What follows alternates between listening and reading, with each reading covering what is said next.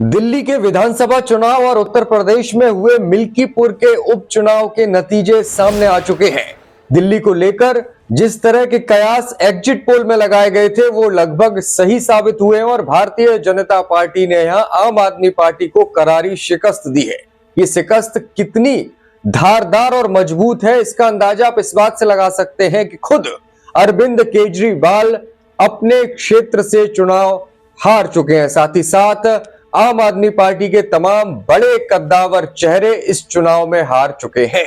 Bharatiya Janata party ने निश्चित तौर पर दिल्ली के विधानसभा चुनाव में जीत दर्ज की और उत्तर प्रदेश की बात की जाए तो यहां मिल्कीपुर में जो उपचुनाव हुआ था उसमें भी भाजपा ने काफी बड़े मार्जिन से जीत दर्ज की है। हालांकि दिल्ली की आवाज में उत्तर प्रदेश का उपचुनाव कहीं दबा दबा दिखाई देता है क्योंकि यहां पर लगातार समाजवादी पार्टी अभी भी घेराबंदी कर रही है और खुद अखिलेश यादव ने इस हार को स्वीकार करने से इनकार कर दिया और साफ तौर से कहा है कि यहां पर जो विधायक चुने गए हैं वो जनता के विधायक नहीं बल्कि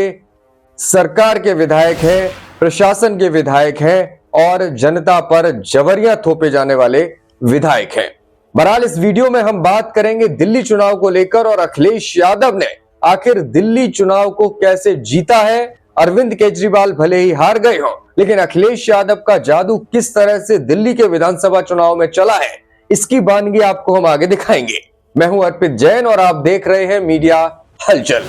चलिए बात करते हैं दिल्ली के चुनावों की। तो यहां पर भारतीय जनता पार्टी ने आम आदमी पार्टी पर बड़ी जीत दर्ज की है। अरविंद केजरीवाल लगातार 3 बार मुख्यमंत्री बनने के बाद आखिरकार सत्ता से बाहर जा चुके हैं और आम आदमी पार्टी जिस तरह से एक बड़े मूवमेंट के बाद सत्ता में आई थी उसकी कहानियां अब निश्चित तौर पर लोगों की जुबान पर रह जाएंगी और आने वाले 5 सालों तक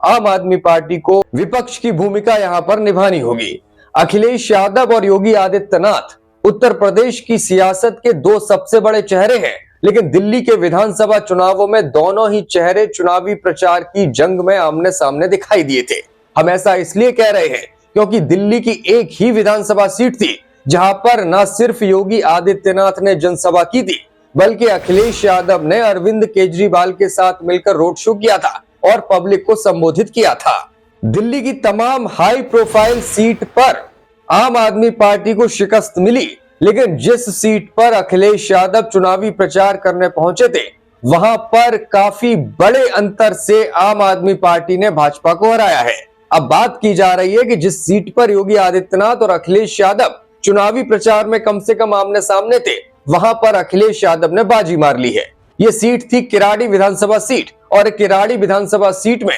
भारतीय जनता पार्टी को करारी शिकस्त हासिल हुई है। किराड़ी सीट से आम आदमी पार्टी के उम्मीदवार थे अनिल कुमार झा जबकि भारतीय जनता पार्टी ने यहां पर बजरंग शुक्ला पर दांव लगाया था। अखिलेश यादव ने जहां रोड शो को संबोधित किया था रोड शो में भारी भीड़ भी दिखाई दी थी जबकि उत्तर प्रदेश के मुख्यमंत्री योगी आदित्यनाथ भी यहां चुनावी प्रचार करने पहुंचे थे। अब खबर यह है कि यहां से आम आदमी पार्टी के उम्मीदवार अनिल कुमार झा ने 19,000 से भी ज्यादा वोटों के भारी अंतर से जीत दर्ज की है। लोगों का कहना है कि एक और जहां दिल्ली में भाजपा की आंधी चली आम आदमी पार्टी पूरी तरह से इस आंधी में उड़ गई लेकिन किराड़ी सीट पर 19,000 वोटों के बड़े मार्जिन से आम आदमी पार्टी जीती है। यानी कि मतलब साफ है ना सिर्फ आम आदमी पार्टी के उम्मीदवार ने यहां से जीत दर्ज की बल्कि अखिलेश यादव का जादू भी यहां पर चलता हुआ दिखाई दिया है। योगी आदित्यनाथ जो भारतीय जनता पार्टी के उम्मीदवार हैं बजरंग शुक्ला उनके चुनावी प्रचार में पहुंचे थे लेकिन इस चुनावी प्रचार का कोई खास फायदा उन्हें नहीं हुआ और यहां पर उन्हें 19,000 से भी ज्यादा वोटों के अंतर से हार नसीब हुई है।